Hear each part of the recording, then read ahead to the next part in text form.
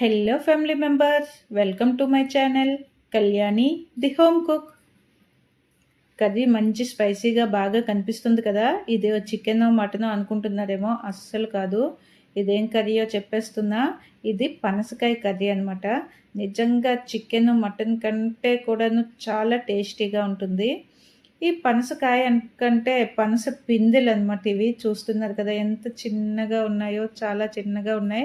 ఇవి ఇంత చిన్న లేతగా ఉన్న ఈ చిన్న సైజులో ఉండేవి అంటే బేబీ పనసకాయలు కదా. వీటిని తినడం వల్ల చాలా హెల్త్ పరంగా మంచిదని చెప్పి చూస్తున్నారు కదా. ఆ లేత ములక్కాడల్ని అలాగే ఈ లేత పనసకాయలని అయితే తీసుకొచ్చారు. ఇవి ఈ సీజనల్గా దొరుకుతాయి కదా. మెయిన్ ఈ సీజన్లో వీటిని తీసుకోవడం ఆరోగ్యానికి కూడా చాలా మంచిదని తీసుకొచ్చారు.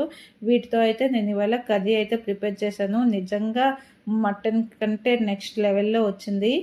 అలాగే మునక్కాయలతో చేసే రెసిపీ కూడా తొందరలోనే మన ఛానల్లో వస్తుంది, కానీ కొంచెం టైం పడుతుంది, వెయిట్ చేయండి. ఇవాళ అయితే ఈ పనసకాయ కర్రీని ఎలా ప్రిపేర్ చేసుకోవాలో చూసేద్దామా. ముందుగా అయితే పనసకాయని కట్ చేసే ముందు చేతులకి బాగా ఆయిల్ని అయితే అప్లై చేసుకోవాలి. ఎందుకంటే ఇవి చాలా లేతగా ఉన్నాయి కదా, చాలా ఎక్కువ పాలు అనేవి కారుతాయి కట్ చేసేటప్పుడు. అవి చేతులకు తగిలితే దురద పెట్టడం, గమ్లాగా బాగా స్టిక్కీగా అంటుకోవడం అది ఉంటుంది. అందుకని చెప్పి చక్కగా ఆయిల్ని అప్లై చేసుకోవాలి. అప్లై చేసుకొని తొక్క మొత్తాన్ని నీట్గా తీసేసి వాటిని మీడియం సైజ్గా చిన్న చిన్న ముక్కల్లో కట్ చేసుకున్న వెంటనే ఉప్పు పసుపు వేసిన వాటర్లోకి వేసేయాలి. లేదంటే ముక్కలు కలర్ అనేవి చేంజ్ అయిపోతాయి. తర్వాత వాటిని ఓసారి వాష్ చేసి తీసుకొని ఇలా ఒక కుక్కర్లో కానీ లేదంటే ఏదైనా చిన్న గిన్నెలో కానీ వేసుకొని ముక్కల్ని బాగా మెత్తగా అయ్యే వరకు కొంచెం అంత ఉప్పు పసుపు వేసి ఉడకపెట్టుకోవాలి. అప్పుడే మనకి ముక్క అనేది సాఫ్ట్గా ఉంటుంది. దీనికోసం మనం ఒక మసాలా పేస్ట్ని అయితే ప్రిపేర్ చేసుకోవాలి. చూస్తున్నారు కదా, ఇక్కడ నేను చూపించిన మసాలా పేస్ట్లన్నింటినీ కూడాను ఇలా ఒక మిక్సీ జార్లో వేసుకొని మెత్తగా పేస్ట్లా చేసుకోవాలి. ఇక్కడ మసాలా పేస్ట్ కోసమని 2 మీడియం సైజు ఉల్లిపాయలు, 2 మీడియం సైజు టొమాటోలని ముక్కలుగా కట్ చేసుకుని, 2 ఇంచుల అల్లం ముక్క, ఒక వెల్లుల్లి, ఒక 4-5 ఎండుమిరపకాయలు, వీటితో పాటు మసాలా ఫ్లేవర్ కోసం జీలకర్ర, కొంచెమంతా ఈ దాల్చిన చెక్క, అలాగే లవంగీలు, కొంచెం అనాస పువ్వు, వీటిని వేసుకొని మసాలాని మెత్తగా పేస్ట్ చేసుకొని పక్కన పెట్టుకోవాలి. తర్వాత మనం ఉడికించుకోవడానికి పెట్టుకున్న మన పనసకాయ ముక్కలు అనేవి ఉడికాయో లేదో ఒకసారి చెక్ చేసుకొని వాటన్నింటినీ కూడా ఉడికిన తర్వాత వాటర్ అంతా స్ట్రెయిన్ చేసేసి వాటర్ పోసుకోవాలి.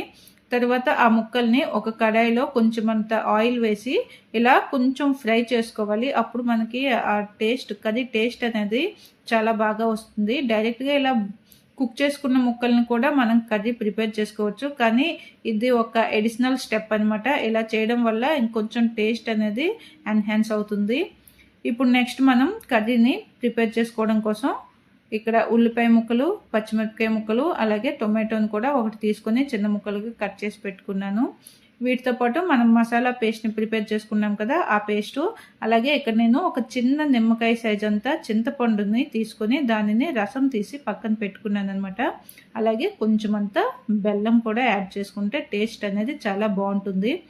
ఇక్కడ వీటన్నింటినీ రెడీ చేసుకున్న తర్వాత కడాయిలో కొంచెం ఆయిల్ని వేసుకొని అది బాగా వేడైన తర్వాత జీలకర్ర, ఎండుమిరపకాయలు వేసి అవి కొంచెం వేగాక మనం కట్ చేసి పెట్టుకున్న ఉల్లిపాయ ముక్కలు, పచ్చిమిరపకాయలు, టొమాటో, వీటన్నింటినీ వేసి అవి బాగా వేగే వరకు కూడా మంటని సిమ్లో పెట్టుకొని కలుపుతూ ఉండాలన్నమాట.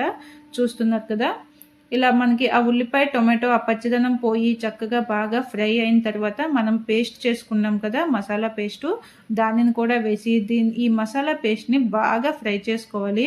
అంటే దానిలో పచ్చిదనం మొత్తం పోయి ఆయిల్ అనేది బయటికి రిలీజ్ అయ్యే వరకు ఫ్రై చేసుకోవాలన్నమాట. అప్పుడే మనకి కూరకి కరెక్ట్గా టేస్ట్ అనేది బాగా వస్తుంది. చూస్తున్నారు కదా, మీడియం ఫ్లేమ్లో అలా ఫ్రై చేసుకుంటే మసాలా ముద్ద అనేది బాగా ఫ్రై అయ్యి ఆయిల్ ఇలా బయటికి రిలీజ్ అయిన తర్వాత దీంట్లో మనం కూరకి సరిపడా ఉప్పు, పసుపు, కారాన్ని కరెక్ట్గా వేసుకోవాలి. మనం ముక్కలు ఉడికించేటప్పుడు ఉప్పు వేసుకుంటాం కదా, ఉప్పుని అడ్జస్ట్ చేసుకుంటూ వేసుకోవాలన్నమాట. ఇప్పుడు వీటిని వేసుకున్న తర్వాత దీంట్లోనే హాఫ్ టీ స్పూన్ జీరా పొడి, హాఫ్ టీ స్పూన్ ధనియా పొడి వాటిని కూడా వేసి ఈ మసాలా పొడులన్నీ కూడా కొంచెం ఫ్రై అయ్యే వరకు బాగా మిక్స్ చేసుకోవాలి. మసాలా పొడులన్నింటినీ కూడా వేసి అవి బాగా ఫ్రై అయిన తరువాత మనం ఉడికించి అలాగే ఫ్రై చేసుకుని పక్కన పెట్టుకున్న పనసకాయ ముక్కలు ఉన్నాయి కదా, వాటిని కూడా ఈ పేస్ట్తో పాటు వేసి ఇందులో ఈ మసాలా ముద్ద మొత్తం ముక్కలకి బాగా పట్టే వరకు బాగా నెమ్మదిగా కలుపుకోవాలి. అసలు మనకి సీజనల్గా దొరికే పండ్లు, ఆకుకూరలు, కాయగూరలు అన్నీ కూడా ఆరోగ్యానికి చాలా మంచివి. అందులో ఈ పనసకాయ కూడా చాలా ముఖ్యమైనది. దీనితో ఈ ఒక్కటనే కాదు, చాలా వెరైటీస్ మనం రకరకాలు రెసిపీస్ అయితే తయారు చేసుకోవచ్చు. వాటన్నింటినీ కూడా ఛానల్లో ముందు ముందు మీతో అన్నింటినీ షేర్ చేస్తాను. మరి మీరు ఆ వీడియోస్ని మిస్ కాకుండా చూడాలి అనుకుంటే మీరు వెంటనే కళ్యాణి ది హోమ్ కుక్ ఛానల్ని సబ్స్క్రైబ్ చేసుకోండి. సబ్స్క్రైబ్ చేసుకున్న వెంటనే బెల్ ఐకాన్ని టచ్ చేసి ఆల్ అనే ఆప్షన్ని సెలెక్ట్ చేసుకుంటే మన ఛానల్లో పోస్ట్ చేసే ప్రతి వీడియో కూడా మిస్ కాకుండా మీ వరకు చేరుకుంటుంది. మరి వీడియోని వాచ్ చేసిన వెంటనే ఒక లైక్ చేసి మీకు తెలిసిన మరో నలుగురికి వీడియోని షేర్ చేసి మీ అభిప్రాయాన్ని తప్పకుండా కామెంట్ చేయండి. ఇక్కడ చూస్తున్నారు కదా, మసాలా మొత్తం కూడా ముక్కలకి పట్టుకొని ముక్కలు ఎంత టెంప్టింగ్గా కనిపిస్తున్నాయో. ఇప్పుడు మనం దీనిలో ముందుగా తీసి పెట్టుకున్న చింతపండు రసం లేదా చింతపండు గుజ్జుని దీనిలో వేసి బాగా మిక్స్ చేసుకొని ఇప్పుడు ఈ ముక్కల్ని ఉడకడానికి సరిపడా కొంచెమంట నీళ్లు వేసుకోవాలి. ఎందుకంటే మనం ఇది పచ్చి చింతపండు కదా, ఇది కొంచెం మరిగించుకోవడానికి అలాగే ముక్కకి అది బాగా పట్టుకోవడానికి కొంచెం నీళ్ళు అనేవి వేసుకోవాలి. సరిపడా నీళ్లు వేసుకొని మనం చిన్న బెల్లం ముక్కనైతే యాడ్ చేసుకోవాలి. ఇది కంపల్సరీ వేసుకుంటే మనకి ఆ టేస్ట్లన్నీ కూడా బ్యాలెన్స్ అయ్యేసి మనకి ఆ కర్రీ టేస్ట్ అనేది చాలా బాగా వస్తుందన్నమాట. ఇక్కడ నేను ఒక చిన్న బెల్లం ముక్కనైతే ఇలా ముక్కలు ముక్కలుగా చేసి వేసుకున్నాను. వేసుకొని మూత పెట్టి 8 నుంచి 10 నిమిషాలు లేదా మనకి గ్రేవీ ఎంత థిక్గా కావాలో అంత థిక్గా అయ్యే వరకు మనం బాగా ఉడికించుకోవాలి. మనకి ఇది ఉడికేటప్పుడు ఆ ఆయిల్ అనేది బయటకు రిలీజ్ అయ్యి చూడడానికి చాలా పర్ఫెక్ట్గా నీట్గా కనిపిస్తుంది కర్రీ అనమాట, చాలా టెంప్టింగ్గా.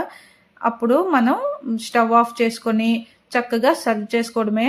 దీంతో సర్వ్ చేసుకోవడానికి ఇది అది అని ఏం లేదు, మనకి దేనితో తినాలనిపిస్తే దాంతో కాంబినేషన్గా చక్కగా తినేయచ్చు అనమాట. చూస్తున్నారు కదా మన కర్రీ అనేది ఎంత బాగా కనిపిస్తుందో. ఈ పనసకాయని తొందరగా మీ ఇంటికి తెచ్చుకొని ఇలా కర్రీని ప్రిపేర్ చేసుకొని టేస్ట్ చూసేయండి. మరి ఫైనల్గా ఉప్పు కారాలు చెక్ చేసుకొని కొంచెమంత కొత్తిమీర వేసుకుంటే మన పనసకాయ మసాలా కర్రీ రెడీ.